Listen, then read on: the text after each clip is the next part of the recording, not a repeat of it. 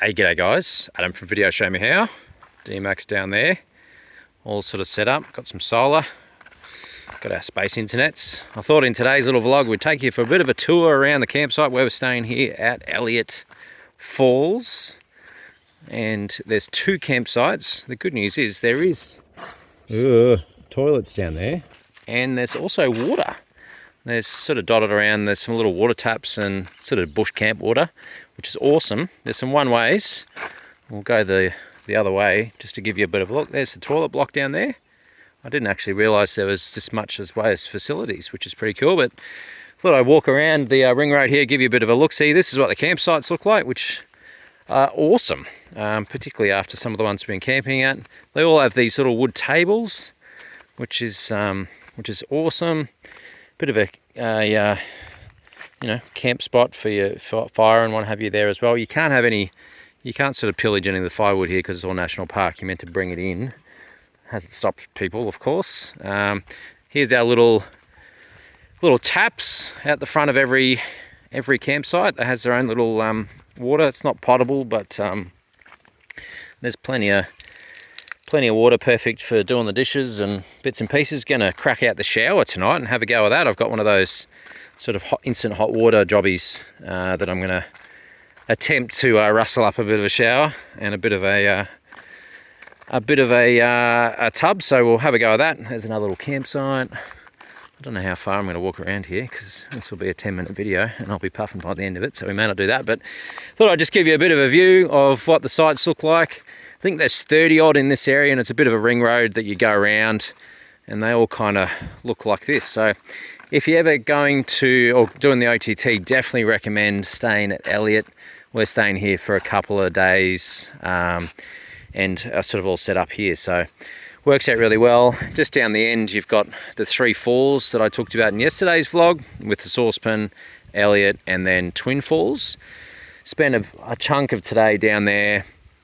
Got some awesome drone footage all the way through. I'm trying to do some a bit of Star Wars action, really ripping up the falls and that sort of stuff, and it looks awesome on the drone anyway. So I'm dead keen to get into the edit and start putting that video together for you guys, because I think it's going to look pretty specky, hopefully.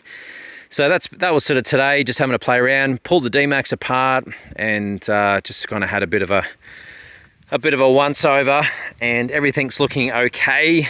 Pulled that sensor, found the little sensor in there. It's still in there, thankfully, where the bull bar is. So I just can reach in there and just push it back in. Works fine, so that's a-okay. I am missing a bolt. I noticed on my bull bar on the front, there's a little sort of infill panel, not the actual bull bar itself. That's still all good. Here's another little site here. Bit of a walking tour with Adam at the moment. But there's one of the bolts had worked loose and it's gone. I've got no idea where it is, so that sort of rattles a little bit behind the headlights. So I'm going to zippy tie that back into place. Fixes everything. But other than that, I've sort of pulled everything out today of the back of the rig and inside, and just it's all looking hunky-dory. Here's another one. Site 15. Pretty good. So yeah, so tomorrow we're here for another 2 days. Tomorrow we're going to a bit more water, firewood. I'm going to assume that's brought in from outside the national park. Come get that. Tomorrow we're heading up to Fruitbat Falls, which is separate from here. You've actually got to go back up the track that comes off the main drag. I think it's about 8 Ks. There's another one there, number 14, 8 Ks or something up the road. So we're going to head back up there to do that and check that out. There's some peeps enjoying their time. Bit of a setup there. Oh, go the BT. Nice big trailer there, looking awesome. So we're going to head up there and I'll do some shooting at Fruitbat Falls, another iconic spot you've probably all heard of. So I'm dead keen to check that out and see what that's like. Wow, this is a good spot here. Have a look at the space internets. Plenty of space. That's been a big thing of doing a little video on what the Starlink's like and how it all works. And the big thing I've noticed is you need plenty of that. If there's too much in the way of trees, it just blinks in and out, which I guess it's satellite, right? So it's to be expected, first world problems, but that would be a good spot. Plenty of that stuff, which I got yesterday. got it in the sweet spot, and it's seems to be working well now. So all good on that front. But yeah, heading up to Fruit Bat, check that place out, go for a good swim again, and then we're starting to plan out the route to the top, which is pretty self-explanatory. You can only go one way, of course. We're going from here. There's about 5 more crossings that we have to do. Old mate set up in the back of the 76 there, looks pretty good, but that then allows you to, there's 3 creek crossings straight away. We've got the infamous log bridge that we've got to go, where it goes over and there's a hard right, so we're doing that one. These blokes in here setting up shop, which is pretty rad, pretty good.